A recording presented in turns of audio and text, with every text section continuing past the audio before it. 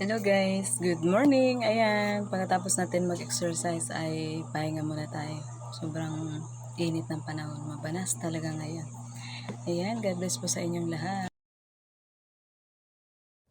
Hello guys, isang mapagpalang araw po sa ating lahat.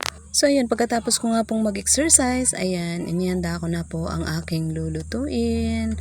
At isinunod ko na nga po ang puso na aking lulutuin din, ang aming ulam ngayong pananghalian. Akin nga po muna itong binalatan para makuha ang talagang pinaka saktong gulay na aking hihiwain. So yan, isinama ko na nga din po ang mga bulaklak ng puso ng saging. Tinanggal ko na nga lang po ang matitigas doon sa bulaklak ng saging. At ayan, pagkatapos nga ay iniwa ko na ang puso ng saging. Pagkatapos ay nilagyan ko na nga rin po ng asin at akin nga po muna itong lalamasin. Voice over muna tayo today kasi matagal-tagal na rin akong hindi nakakapag voice over. So ayan, lalamasin na nga po natin ang puso ng saging at talaga namang matrabaho din itong puso ng saging pero okay lang dahil gusto nga natin magulay ng ganito.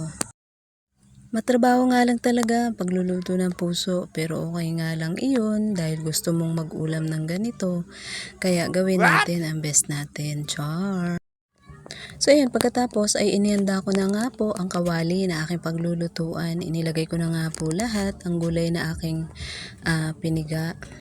Sinunod ko na nga rin inilagay dyan ang mga ingredients para kahit papaano ay sabay-sabay na rin mapalambot. Grabe lang talaga ang init ng panahon ngayon guys, kaya habang ako ay nagpipigapan nitong gata ay talaga naman todo ang pawis natin. Mabuti na nga lang talaga ay lagi tayong may reading pamunas. So yun, pagkatapos ko nga na maisa lang ang aking lulutuin ay video muna tayo ng ating sarili. Ayan, kaway-kaway pa nga ako dyan.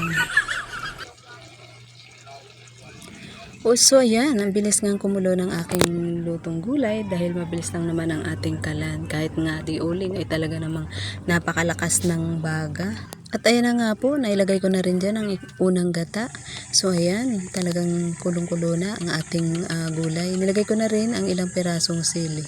So ayan, hanggang dito na lang muna guys ang